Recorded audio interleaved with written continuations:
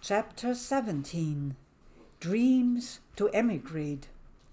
Heinz and Dieter, before they ever knew me, always had in mind to immigrate to the beautiful country of New Zealand. At first you had to be 18 years old to be accepted. Then the age was raised to 21. I was all for going along with them. Guess what? To our huge disappointment, New Zealand changed their immigration age to 25. Now came a time when every young German man had to do a 2-year soldier duty. However, you could get around this if you joined the police force for 2 years. Heinz and Dieter both joined the police. But Heinz didn't like it very much, as we became separated too much.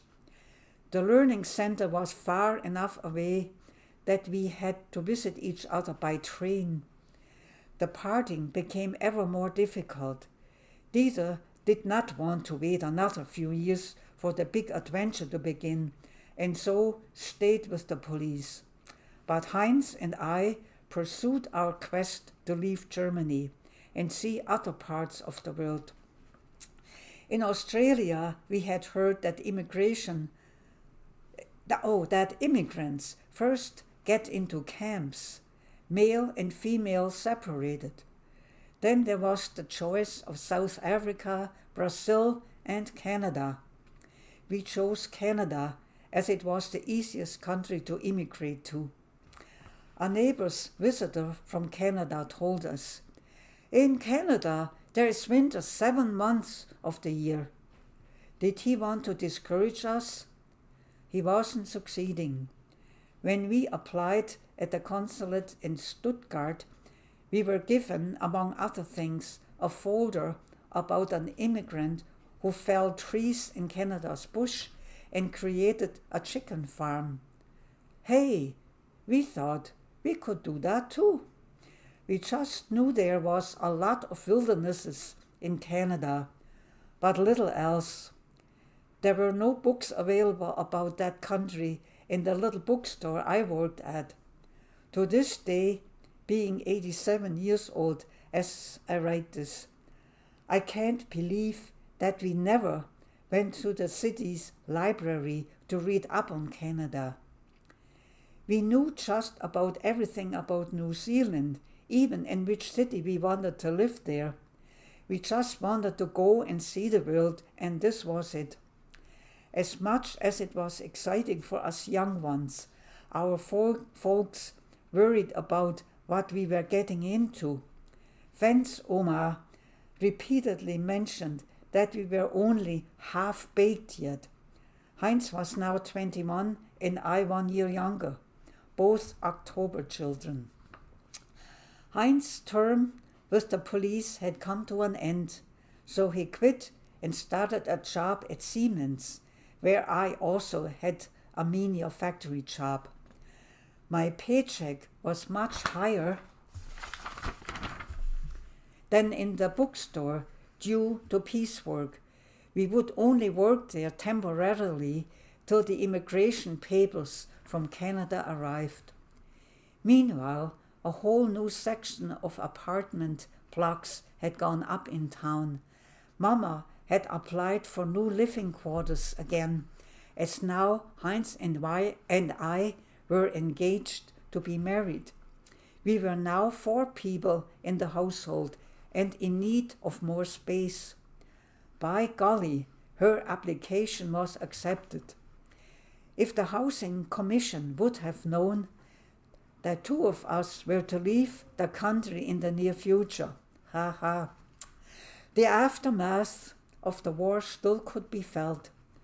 But finally, we had a decent place to live, 12 years after the war had ended. Amen to that. After we would leave, Mama could apply for Aunt Gretel, her sister, to take our place. And this is exactly what had happened. It was well that Fen's Oma moved to Württemberg to live with us. At the end of World War II, Germany was divided into East and West Germany. Thuringia was now located in East Germany behind the Iron Curtain. I was on night shift, sleeping in the morning, when Heinz, being on day shift, appeared by my bedside, waving the immigration papers from Canada in my face. He lifted me out of bed and hopped around in the living room with me. I got dressed immediately, and we raced with our bicycles to the city hall, proclaiming happily, "We want to get married." There was no white dress or a big wedding party. Mama and Fensoma made a suit for me, as well as a lovely white silk blouse, from a big one to a smaller one, that would fit me.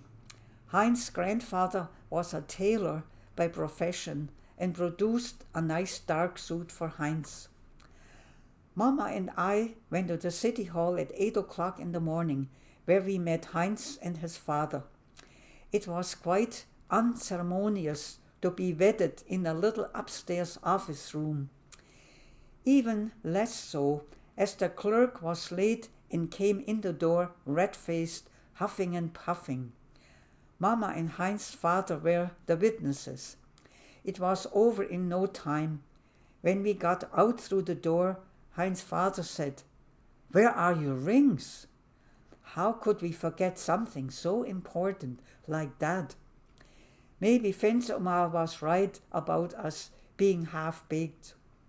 In the stairway, we did the forgotten thing, looking sheepishly at one another, and grinned. We might have taken this for a bad omen if we had been superstitious, but it certainly was not.